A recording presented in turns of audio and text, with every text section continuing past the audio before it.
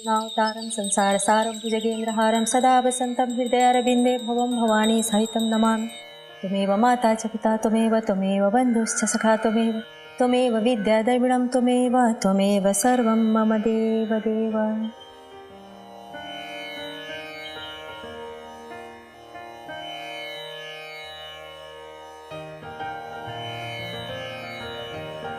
ये लो प्रसाद।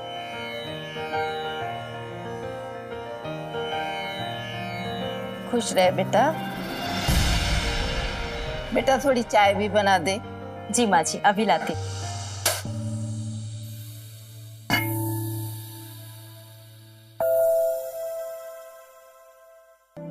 क्या कर रहे हो? क्या कर रहा हूँ मैं सर? अरे माँ जी देख लेंगी। तो देखने दो। अपनी बीवी से प्यार कर रहा हूँ मैं। चुप। क्या कर रहे हो? पर प्यार करना कोई गुनाह थोड़ी है।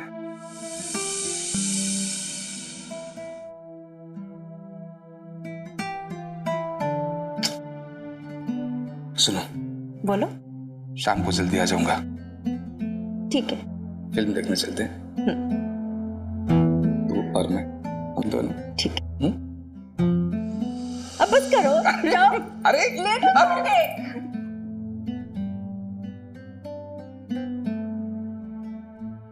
प्यार करना गुनाह थोड़ी ना होता।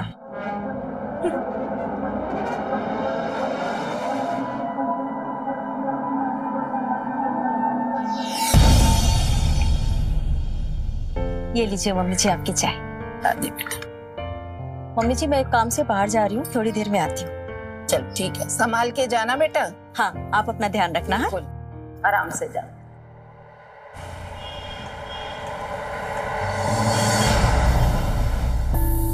कैसा लग रहा है? कुछ ठीक फील हो रहा है? अभी भी पूरी तरह से ठीक नहीं हुए हैं, मन में ठटका सा लगा रहता है। आप वही दवाई दे दीजिए, उससे हमें काफी अच्छा महसूस हुआ था। ठीक है, तो अंदर लेट जाइए, एग्जामिन कर लेते हैं। ठीक है आइए।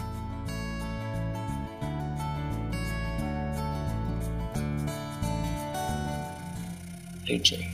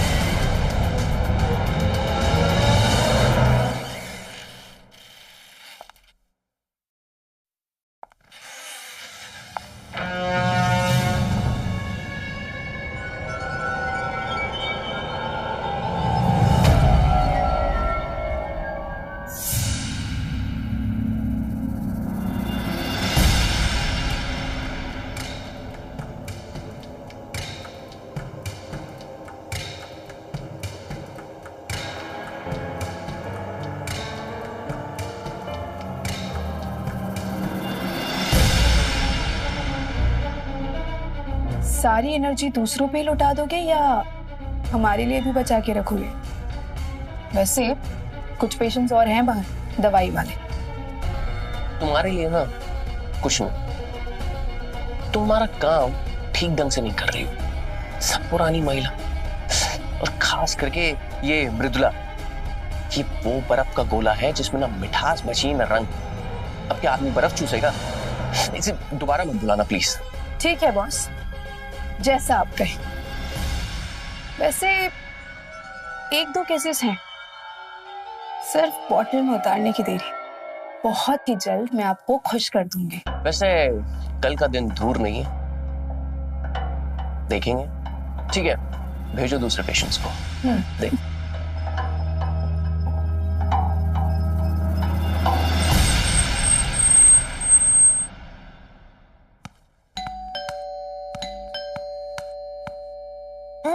आराम से।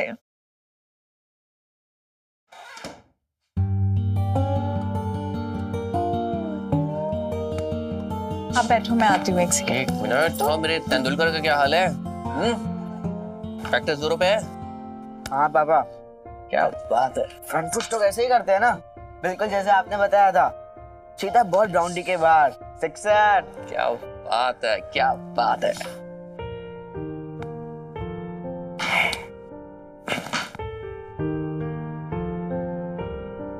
लीजिए, हम आपके लिए खाना लगा देते हैं, आप जल्दी से फ्रेश हो जाएंगे। पापा जल्दी आने वाले थे, लेट क्यों हो गया? क्या करे बेटा, पेशेंट्स बहुत थे ना, बहुत बड़ी जिम्मेदारियों का काम है। खाना लग गया है, आ जाइए जल्दी फ्रेश होके।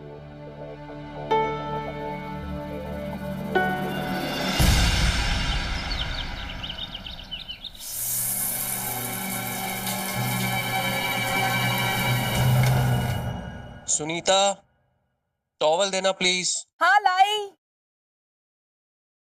जल्दी। लाई बाबा। ला। अरे दो।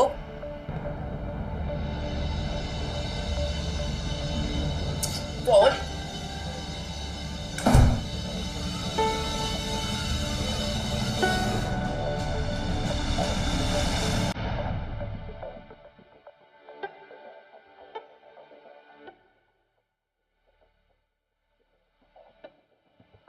सुनीता, समझा करो मुझे लेट हो रहा है।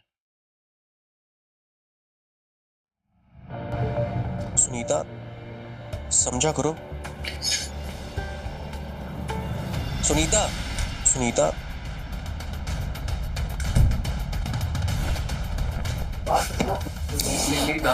देखो आज पेशेंट्स बहुत ज्यादा है, समझा करो, मुझे जल्दी जाना है। हर बार आपके पास कोई नया बहाना होता है ना आशु। जल्दी जाना है, मूड नहीं है, थका हुआ हूँ, वगैरह वगैरह। सच सच बताना आशु, कोई और मिल गई है क्या? क्या बकवास कर रही हो तुम? वही बोल रही हूँ जो आप सुन रहे हैं। देखो हर एक चीज का ना वक्त होता है, और आपके पास तो इस चीज के लिए कभी वक्त होता ही नहीं है ना। रात में कहते हो कि थका हुआ हूँ, दिन में कहते हो कि मूड नहीं है। देखो सुनीता, प्लीज चुप हो जाओ। रोज रोज ना मैं एक ही बात पे बहस करके अच्छा नहीं लगता। अच्छा तो हमें भी नहीं लगता आशु कि रोज रोज हम खुद को सामने से आजमाते रहे कि पता नहीं जनाब कब मेहरबान हो जाएंगे। तुमसे तो ना बात ही करना बेकार है। हाँ, अब हमसे बात करना भी बेकार है। खैर, जाने से पहले नाश्ता तो करके जाओगे ना, कि उसका भी मूड नहीं है। नाश्ता तुमने सुबह परोसी दिया है।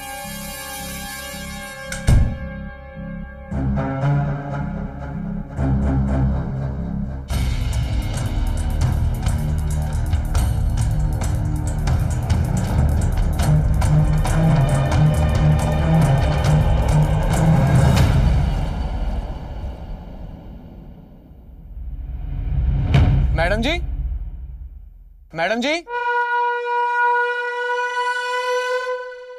मैडम जी, ये लीजिए कपड़े, और हो तो दे दीजिए।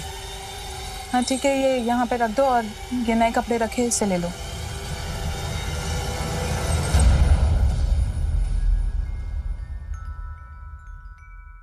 मैडम जी पैसे।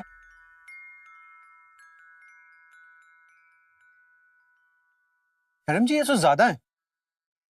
आप ठीक तो है ना? उदास लग रही हैं। कल सुबह कपड़े देकर चले जाना।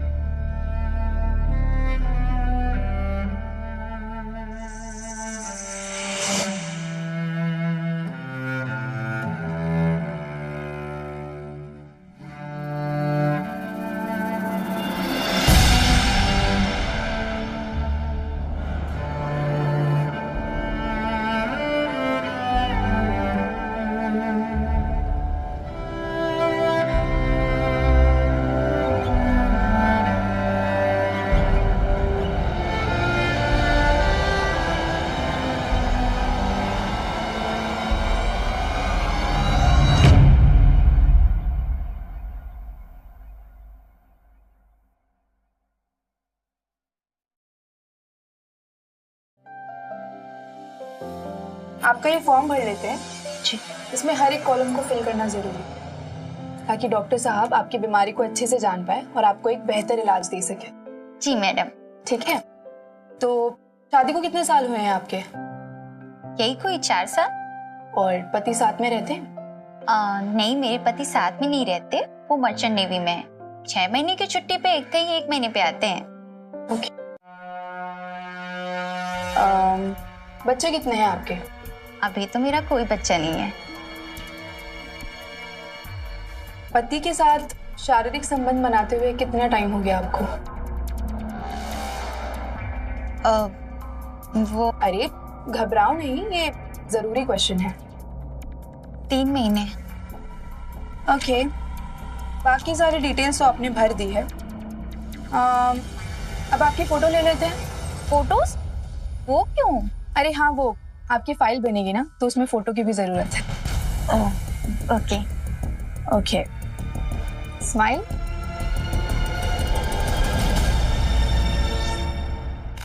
क्वेश्चनर के बेसिस पे मैंने इस लड़की को शॉर्टलिस्ट किया है। नाम सोनम गुप्ता, उम्र 24 साल, हस्बैंड मर्चेंट नेवी में, न्यूली मैरिड है, लेकिन दिखने में ठीक ठाक है। तुम्हारी खुशियों का ना कितना ख्याल रखती हो? खुशियों के साथ साथ हमारा भी बहुत ख्याल रखती हो। भाई गर्लफ्रेंड हो तो तुम्हारे जैसी। इंसान को खाने की भूख होती है और हमें खा जाने की होती है। हमें भी तुम्हारे साथ बहुत मजा आता है। जो भूख तुम्हारी पत्नी नहीं मिटा सकती, वही प्यास हमारा पति नहीं मिटा सकता। बस इसलिए तो उसे छोड़ा, सिर्फ तुम्हारे लिए।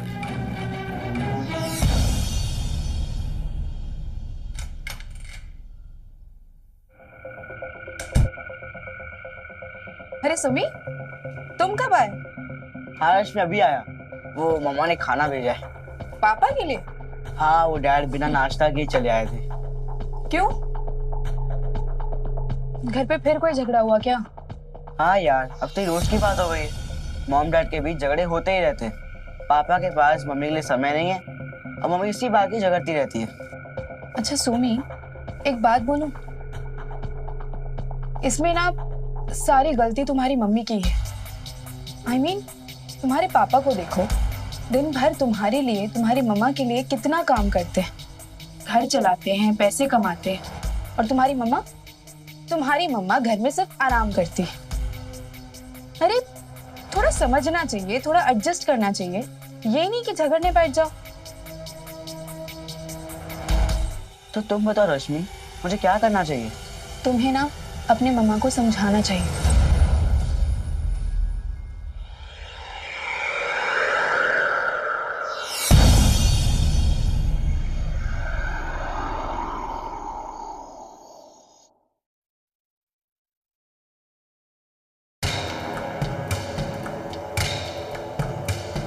आशु। बोलो ना। आशु। क्या है? क्या है क्या है क्या है? आशु। आशु।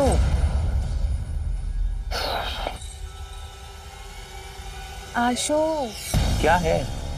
क्या है? हाँ। आशु।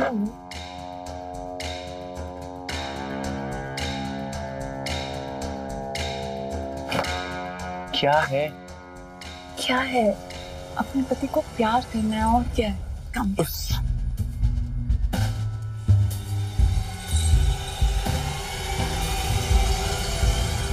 सुनो, मेरी बात सुनो। मुझे ना काम करना है, ये काम खत्म हो जाए प्लीज। मुझे तो प्यार करना है ना, कब यार?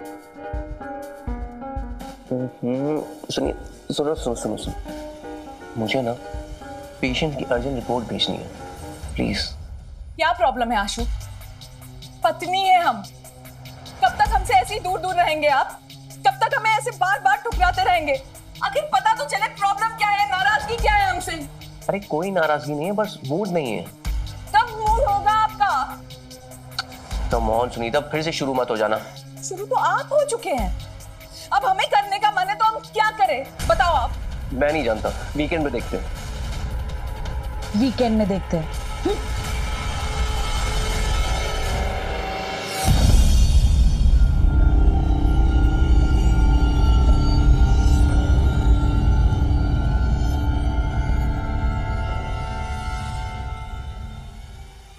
इशारे पे। अच्छा अच्छा मैं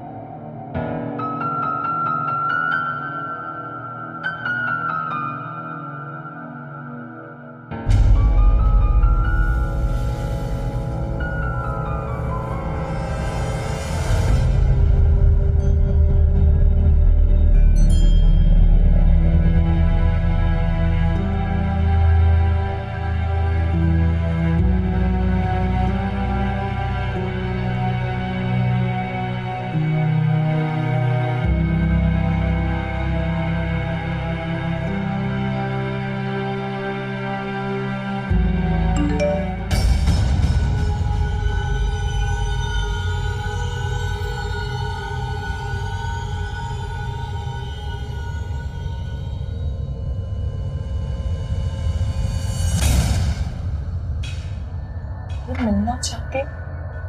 ये मृदुला कौन है? फोन तो लाओ हमारा। पहले हमें ये बताओ, ये मृदुला है कौन? ये क्यों मिलना चाहती है आपसे कल? ये इसी से चक्कर चल रहा है ना आपका? यही है ना जो हमारी जिंदगी बर्बाद कर रही है? बकवास मत करो, हम एक डॉक्टर है, हमारे पेशेंट हमें फोन करते रहते हैं। इसका मतलब ये नहीं कि हमारा किसी अफेयर चल रहा है। अच्छी तरह से जानते हैं हम आपकी जिंदगी में क्या चल रहा है। तुमसे तो ना बात ही करना बेकार है।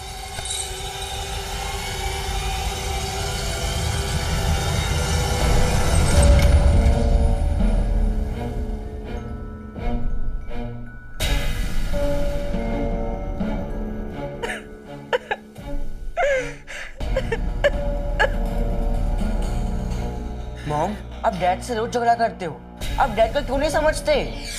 तुम समझना चाहते हो ना, हम तुम्हें समझाते। मुझे कुछ नहीं सुनना, कुछ नहीं समझना, बस आप झगड़ा मत करो।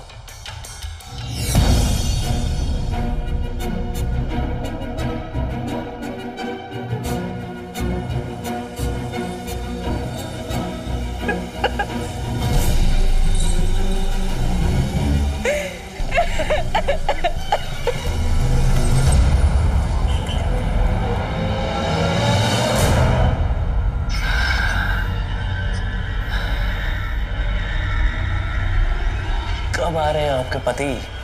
कुछ पता है नहीं है। हम है ना, चले। रश्मि, मुझे डॉक्टर साहब से मिलना है।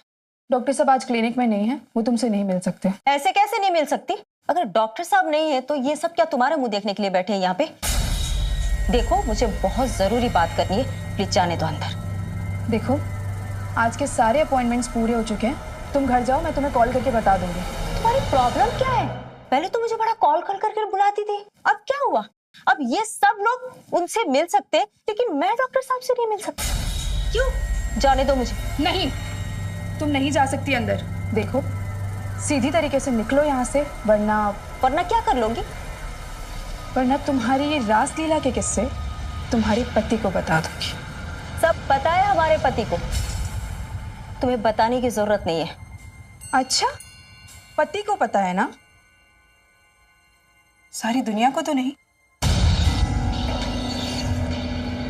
देखो, सीधी तरीके से निकल जाओ यहाँ से, कोई तमाशा मत करो। देख लूंगी तुम्हें।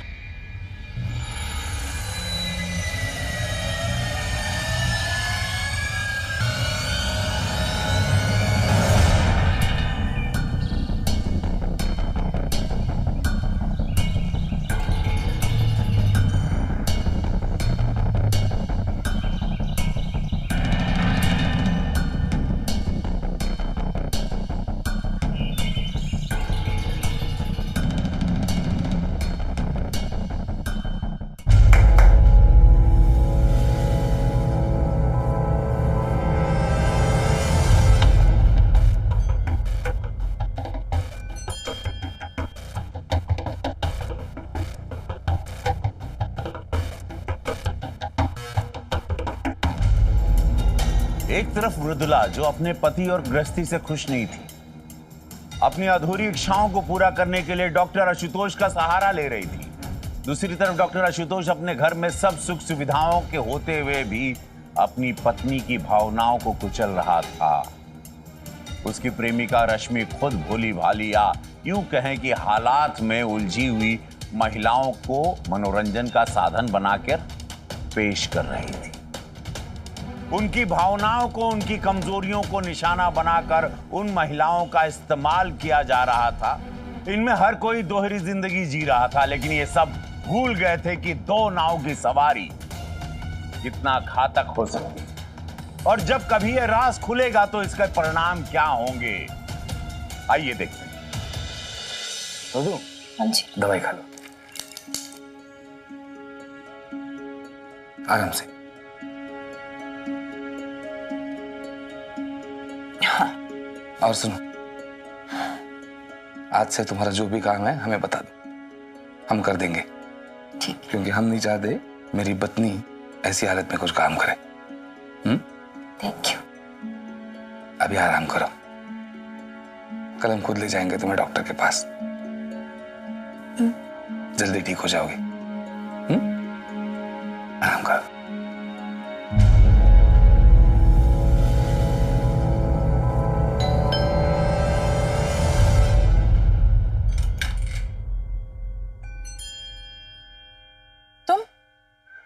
तुम तो आज सुबह ही कपड़े देकर गए थे ना, तो फिर अभी? माफ कीजिए मैडम, मैं आपको बिना बताया आ गया। वो क्या है ना कि जब उस दिन साहब आपको गुस्सा कर रहे थे ना, मुझे बिल्कुल अच्छा नहीं लगा। जब हमने कह दिया था कि तुम सुमित के ओपन डे में चली जाओ तो तुम गई क्यों नहीं? क्योंकि सुमित चाहता था कि हम दोनों उसके स्कूल साथ में जाएं और स्कूल के बाद उसके साथ कहीं खाना खाने जाए साथ में। अपने मन की बात को ना सुमित पे मत डालो।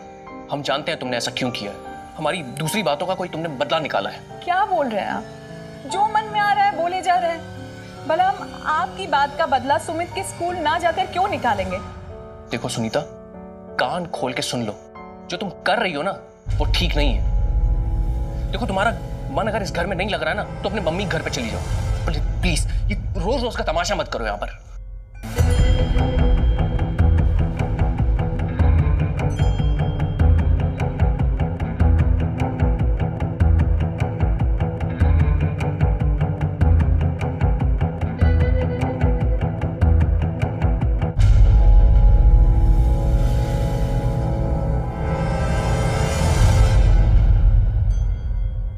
इससे पहले भी एक दो बार मैंने देखा है जिस तरह वो आपको गुस्सा करते हैं। ये आपके साथ अन्याय हो रहा है।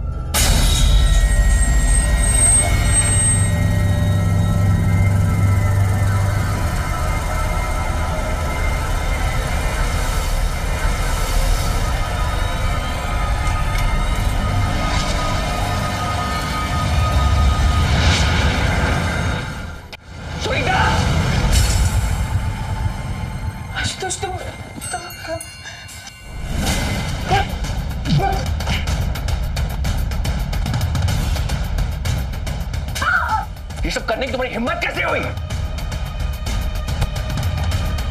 बस करो आशुतोष, आपको कोई अधिकार नहीं है कि आप कुछ भी बोलो। आपको तो हमारी परवाह है नहीं। कम से कम कोई तो है जो हमारी जरूरतों का ख्याल रखता है। शर्म है, बेच खाई तुमने। क्या करूं मैं? क्या करूं? आप ही बता दो मैं क्या करूं। बताओ ना, आपको तो हमारा कोई ख्याल है ही नहीं। कभी मेरी परवाह की? आप कभी सोचते नहीं कि हमें भी प्यार की जरूरत हो सकती है?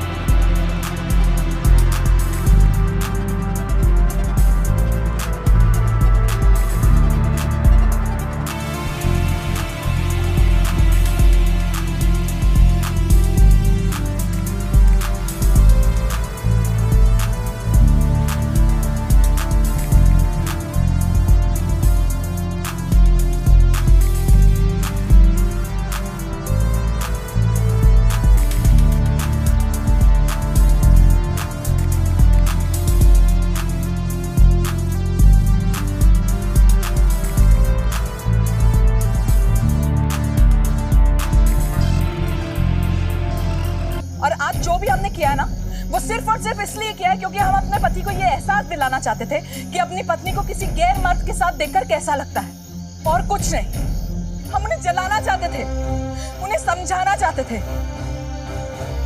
और हम अच्छी तरह से जानते थे कि हमारे पति कब घर आने वाले हैं। और ये सब सिर्फ उन तक हमारे जज्बात पहुंचाने का एक जरिया था, और कुछ नहीं। इसका मतलब मैडम आप हमारा इस्तेमाल कर रही थी। उस घटिया इंसान के लिए आपके मन में अभी भी प्यार और भावना है। वो आपके लायक नहीं है। आप चलिए हमारे साथ। शक्कर, अपनी औकात में रहो और अपनी जबान संभाल के बात करो। पति है वो हमारे, और हमारी निजी जिंदगी में तुम्हें कुछ भी बोलने का कोई अधिकार नहीं है। भले ही वो एक पति का फर्ज नहीं निभा रहे हों, पर वो एक पिता का फर्ज बखूबी निभा रहे हैं। और हम अपने बेटे की खुशी के खातिर उनके सारे गुनाहों को माफ कर सकते हैं। बस हम ये चाहते हैं कि वक्त रहते सब कुछ संभल जाए। सुमित अब बड़ा हो रहा है, बातों को समझने लगा है। इससे पहले कि वो फट पड़े, हम चाहते हैं कि हमारी गृहस्थी हम संभाल ले। बस इसीलिए तुम्हारा इस्तेमाल किया। न इसके अलावा हमारे मन में किसी के लिए कुछ था, न है, और न ही रहेगा। और हाँ, हमने तुम्हारा इस्तेमाल किया। माफ कर दो और जाओ यहां से।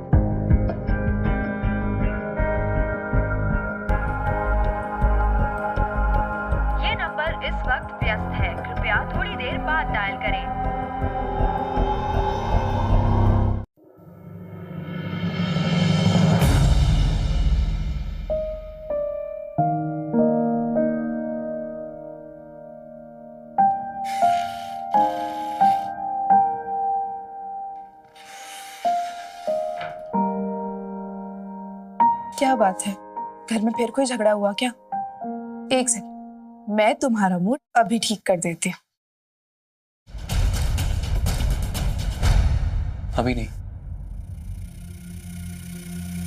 हम ये सब बंद कर देना चाहते हैं। हम पराई औरतों के चक्कर में पड़कर हमने अपने ही घर में आग लगा दी, अपनी पत्नी को धोखा दिया। हमारी करतूतों की वजह से सुनीता हमेशा हमसे लड़ती है, जिसका असर हमारे बेटे पे पड़ रहा है। हम अपनी पत्नी को खुश देखना चाहते हैं। पत्नी पत्नी पत्नी, भूल गए कि तुम्हारे लिए हमने अपने पति को छोड़ा। मन भर गया ना हमसे?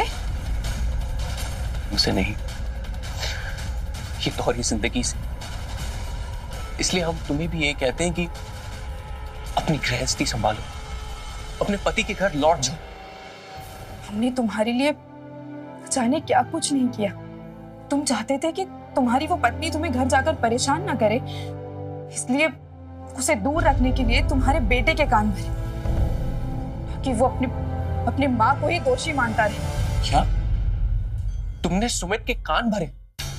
क्यों किया तुमने ऐसा? तुम्हें अपना बनाए रखने के लिए हमने ना जाने क्या कुछ नहीं किया, और तुम आज ये कह रहे हो? हमने फैसला किया, हम हमेशा हमेशा के लिए दिल्ली चले जाएंगे, इस शहर से बहुत दूर। फाइन, अगर तुमने तय कर ही लिया है तो ठीक है, लेकिन मुझे मत छोड़ना प्लीज। मुझे माफ कर दो, मैं तुम्हारे बिना नहीं जी सकती। मुझे भी अपने साथ दिल्ली बुला लो प्लीज। मैं तुमको बहुत प्यार करती हूँ।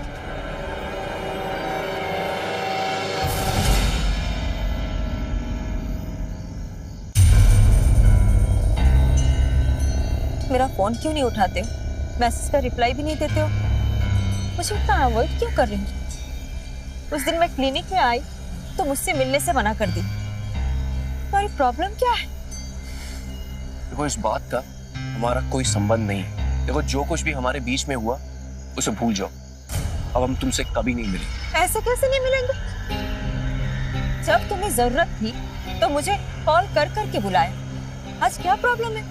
मुझे अवॉइड करे जा रहे हो? देखो मृदुला, हम दोनों के बीच में जो भी रिश्ता था वो एक जरूरत थी, हवस थी, और ना हमें कोई इस रिश्ते का नाम देना चाहिए। बेहतर यही होगा कि तुम अपने रास्ते, हम अपने रास्ते।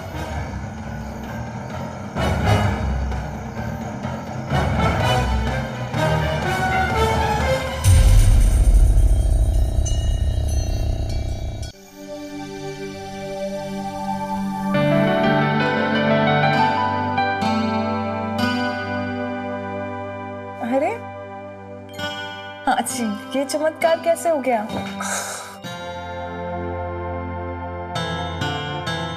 सब तुम्हारा जरूर है।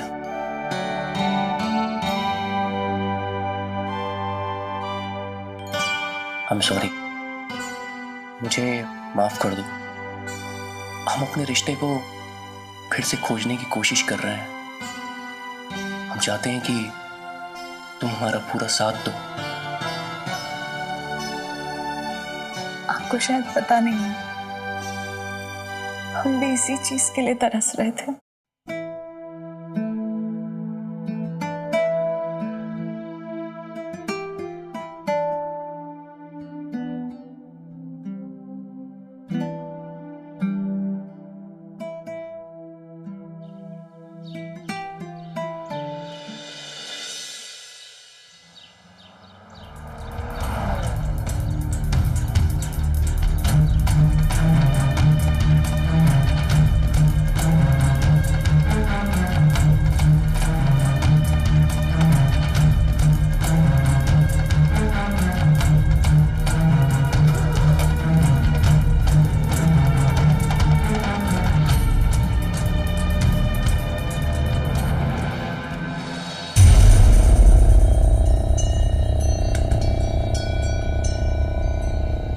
ये वो एक लड़का दे के गया है, कुछ रिपोर्ट है बोल रहा था।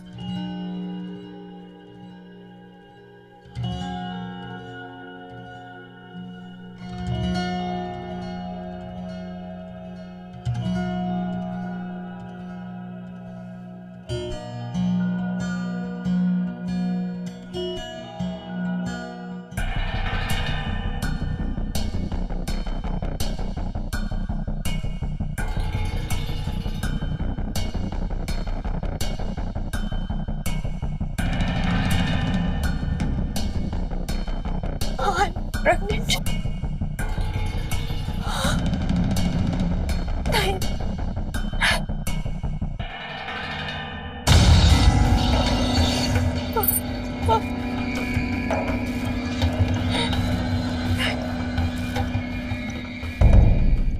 सुनीता ने अपनी गृहस्थी बचाने के लिए अपने पति को सही रास्ते पर लाने के लिए एक स्वांग रचा था, जिसमें वो सफल भी हो गई थी। लेकिन जब हम कीचड़ से होकर गुजरते हैं तो उसकी गंदगी भी लगनी लाजमी है। सुनीता ने अपनी गृहस्थी बिखेरने से बचा ली ना भी, लेकिन डॉक्टर आशुतोष के किए हुए पाप इतनी आसानी से उसका पीछा छोड़ने वाले नहीं थे। हर मजा एक न एक दिन सजा जरूर देता। अब सजा का समय आने ही वाला था। देखिए क्या होता। देखो ये क्या है?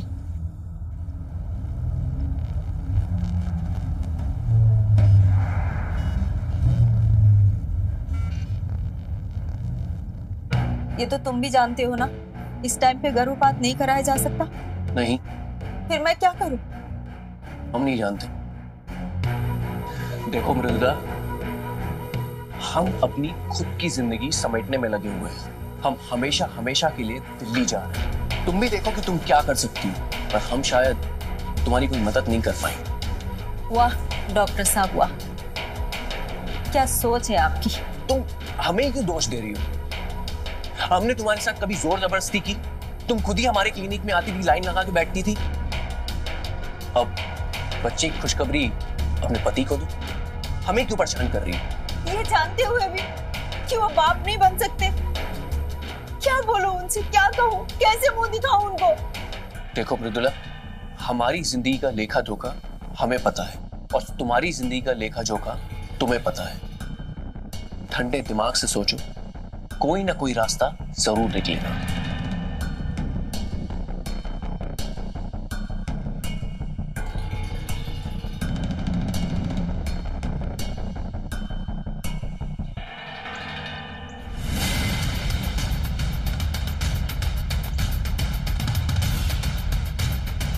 हमने तुम्हारे साथ कभी जोर जबरदस्ती की? तुम खुद ही हमारे क्लिनिक में आती थी, लाइन लगा के बैठती थी। अब बच्चे की खुशखबरी अपने पति को दो, हमें क्यों परेशान कर रही हो? ठंडे दिमाग से सोचो, कोई ना कोई रास्ता जरूर निकले।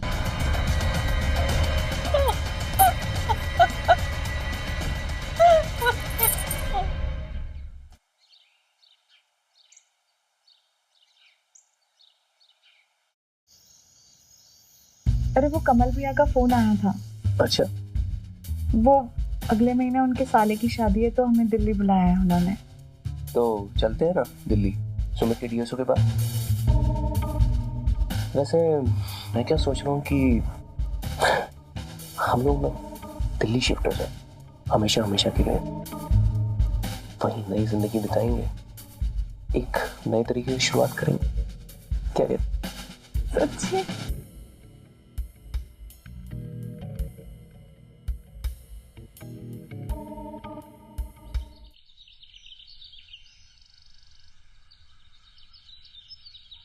मृदु, मृदु, क्या हुआ? सब ठीक तो है? हाँ, सब ठीक है। अरे हाँ, तुम्हारे रिपोर्ट्स आने वाले थे ना, क्या हुआ? कुछ प्रॉब्लम है? नहीं, सब नॉर्मल है। तो फिर तुम्हारे पेट में बहुत दर्द था, वो खाने में कुछ उल्टा सीधा आ गया होगा। ओह, बस इतना सही था? तो ऐसे उधेड़ बनने क्यों पड़ी थी हो? बस अपने आपसे रिश्ते के बारे में सोच रही थी। अपने आपसे रिश्ते के बारे में?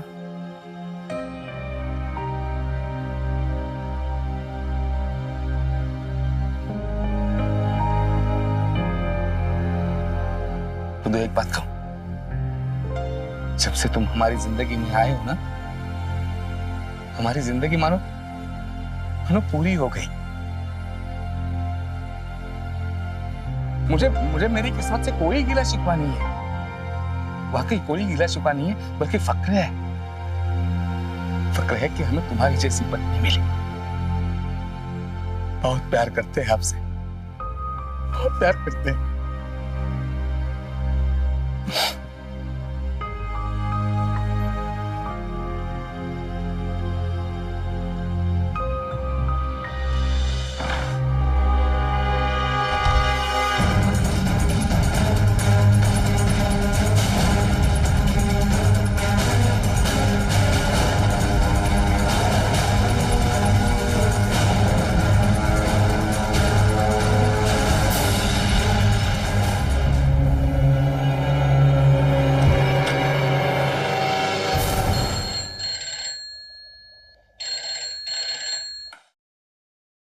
Hello, can police station.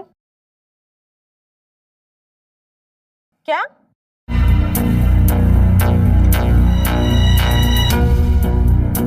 Sir, Ganganagar में एक लाश मिली है। चलो, गाड़ी निकल।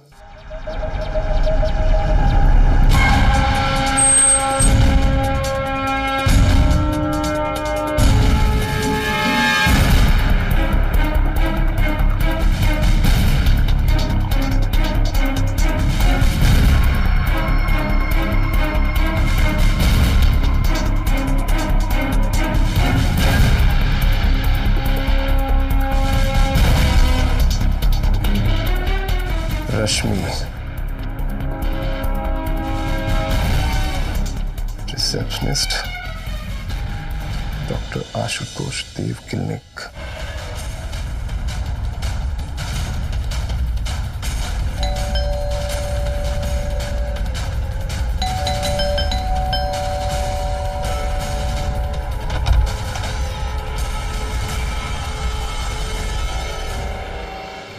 डॉक्टर आशुतोष, मैं सब इंस्पेक्टर रुद्र प्रताप। जी कहिए, क्या बात है? कुछ पूछताछ करनी। जी अंदर आइए।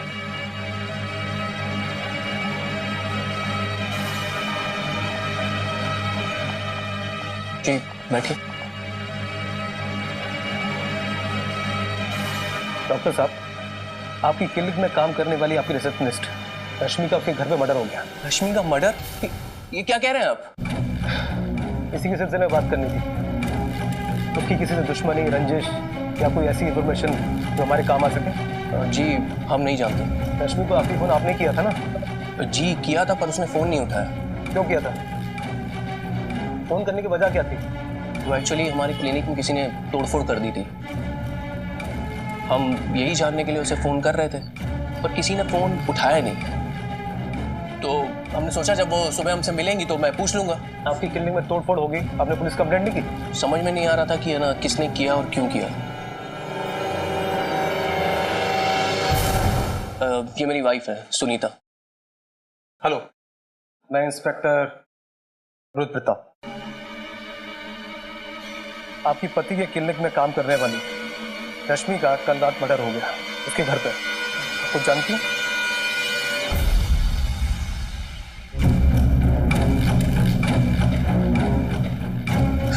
तो डॉक्टर आशुतोष, आपकी क्लिनिक को रात में कौन लॉक करता था? वो रश्मि करती थी। चलिए आपके क्लिनिक चलते हैं, हो सकता है कि वहां पे कोई सुराग मिल जाए। चलिए, मैंने भी सीसीटीवी फुटेज देखा नहीं है तो देख लेते हैं। आइए।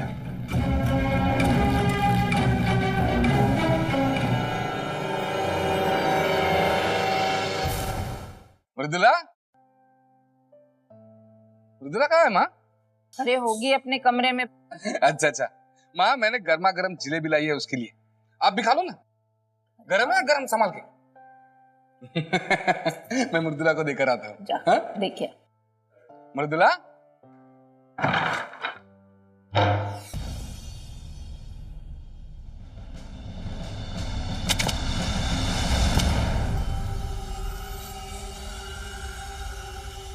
मृदुला, मृदु,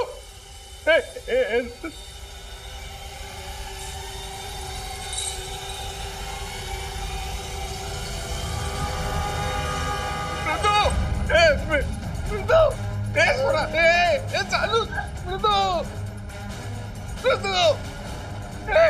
उठना उठना मृदु, उठना मृदु।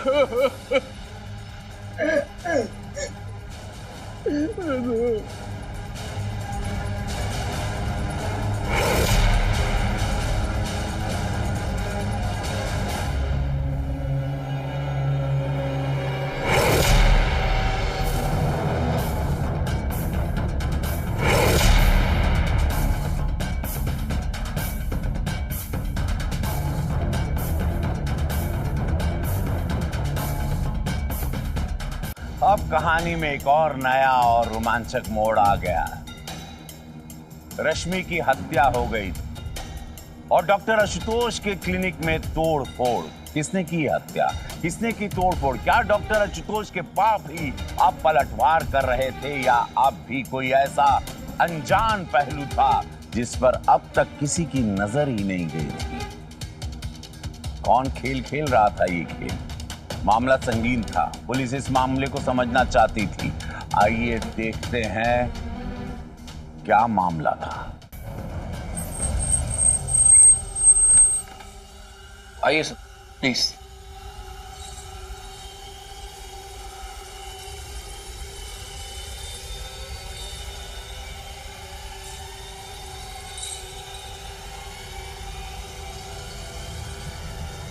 इसकी सीसीटीवी फुटेज का है?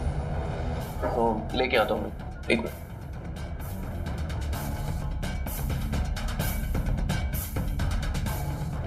सर्च करो।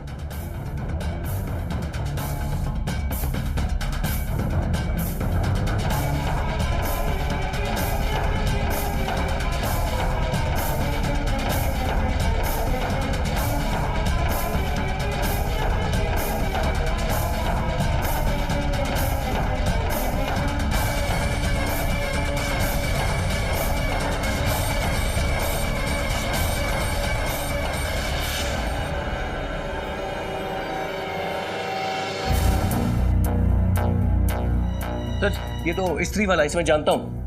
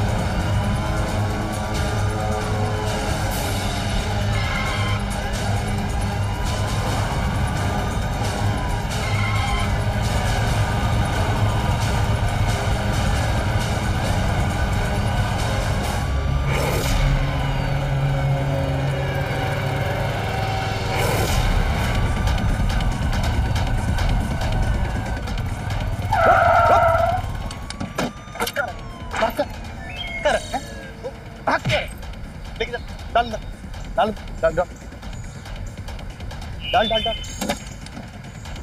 जल्दी आ।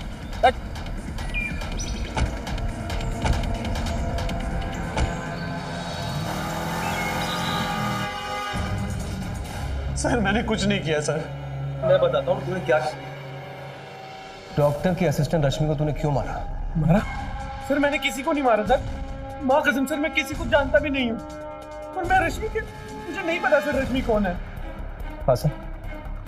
सर हाँ? उसकी क्लिनिक में क्यों गया था? वहां पे तोड़फोड़ क्यों की तूने?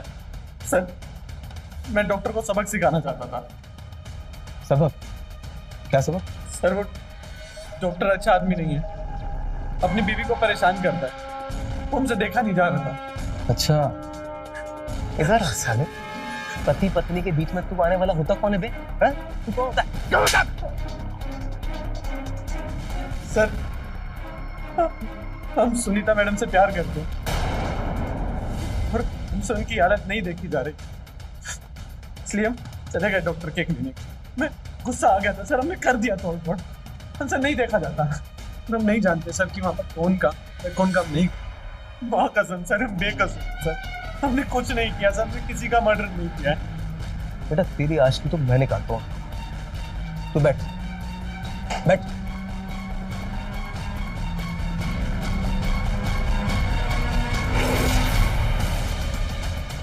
मुझे नहीं लगता कि इसने कुछ किया है, ये तो बेवकूफ है।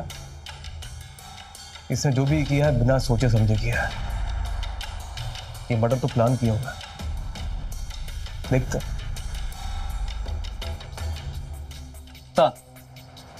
ये रश्मि का पोस्टमार्टम रिपोर्ट है। सर मौत सर पे चोट लगने की वजह से हुई है और मर्डर वेपन कुछ तो लकड़ी का बना हुआ हथियार है। चेहरे पे बार बार वार करने से उसके चेहरे पे छोटे छोटे पार्टिकल्स मिले हैं। उसमें एक तरह का ऑयल मिला है जो नॉर्मली नहीं मिलता है। हेलो सर, में झाड़ियों में एक बैट मिला है जिसमें खून लगा हुआ है।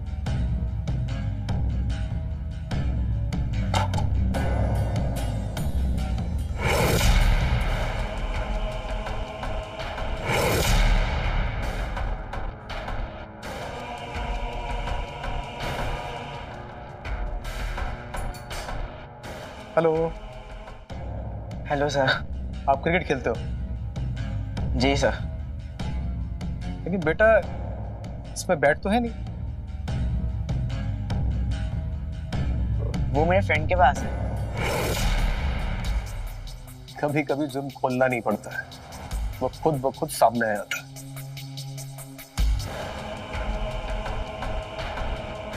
बेटा एक बात बताओ, तुमने अपना बैट किस दोस्त को दिया?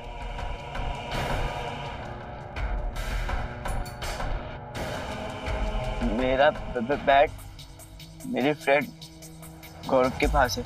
अच्छा इंस्पेक्टर साहब, अब से क्या पूछे चले जा रहे हैं? इसका भला इस सबसे क्या लेन देना? सर ये छोटा बच्चा है, अब ये सब सवाल क्यों पूछ रहे हैं इससे? ये झूठ बोल रहा है। इसने अपना बैट किसी दोस्त को नहीं दिया।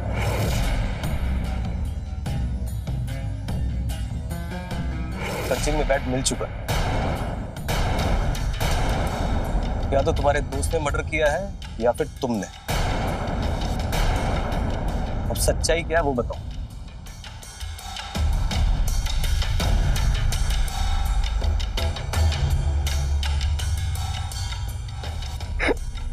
सच बताऊं तो इस सबके जिम्मेदार पापा है।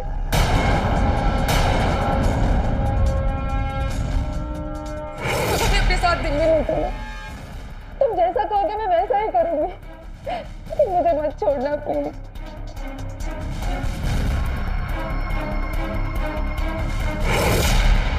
फिर मैंने फैसला कर लिया।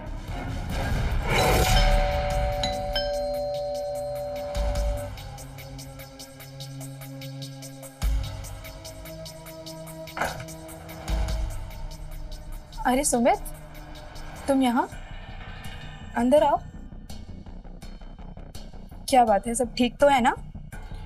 क्या बात है, बोलो। मैं कुछ बोले नहीं, बताने आया हूँ। कहो, क्या बताने आए हो? यही कि दोस्ती की आड़ में तुमने मुझसे कितना बड़ा खेल खेला है।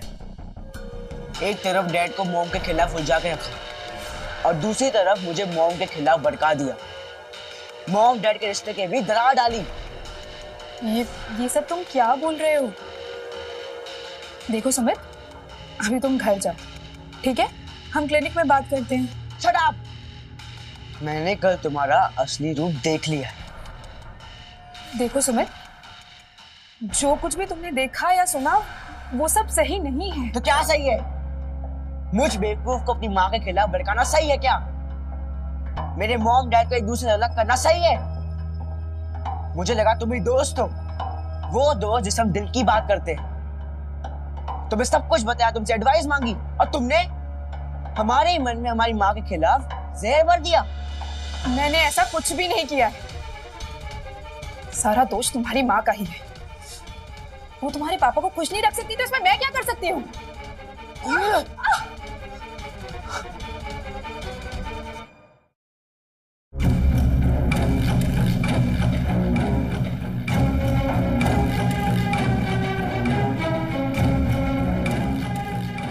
ये तुम क्या कर रहे हो सुमित? देखो, प्लीज मुझे माफ कर दो। मैं ऐसा आपसे कुछ नहीं करूंगी। मैं तुम्हारे पापा से भी नहीं मिलूंगी। मैं तुम्हारी मम्मी को भी सॉरी बोल दूंगी। मैं ये शहर छोड़कर चली जाऊंगी सुमित। सुमित प्लीज ऐसा मत करो। सुमित नहीं, कोई बचाओ मुझे प्लीज।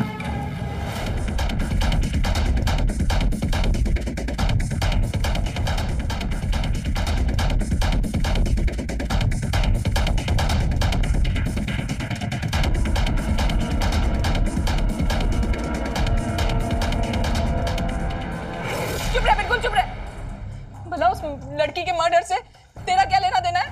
हाँ? इंस्पेक्टर साहब, इसने कुछ नहीं किया। ये आपके दबाव में आकर ये सब बोल रहा है। इसने कुछ नहीं किया। आप ये छोटे से बच्चे से इतने सवाल नहीं कर सकते हैं। ये गलत है। नहीं, कोई दबाव नहीं बनाया मैडम। ये खुद कन्फेस कर रहा है आपके सामने। नहीं, वो डर गया है वो सबसे। ये सब नहीं किया बेटा तूने।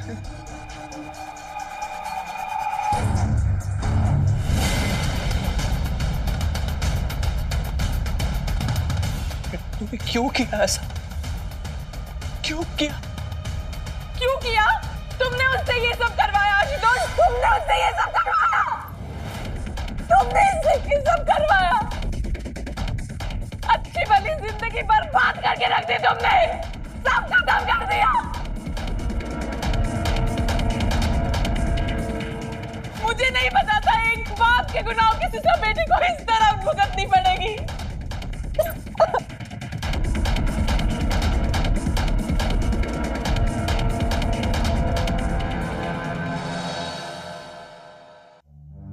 कई बार माँ बाप के कर्मों का फल बच्चों को भुगतना पड़ता है, जैसा कि इस मामले में हुआ। आशुतोष ने अपने आप को बदल डाला, लेकिन इंसान को उसके कर्मों की सजा मिलती है, चाहे जैसे भी मिले। किसी की बद्दुआएं बेकार नहीं जाती। आशुतोष को इस बात का एहसास तो हुआ, लेकिन बहुत देर से। जब दूसरों की मजबूरी का फायदा उठाने वाले और दूसरों की दुनिया उजाड़ने वाले आशुतोष की दुनिया खुद उजड़ चुकी थी। काश कि हम अपने धर्म और समाज की दी हुई सीख के साथ चलें, अपनी मर्यादा में रहें, अपनी इच्छाओं को नियंत्रण रखें, तभी समाज को इस तरह के जुर्म से निजात मिल पाएगा। मिलते हैं अगले एपिसोड में क्राइम स्टॉप। आप रहिए सुरक्षित। जय हिंद, भारत माता की जय।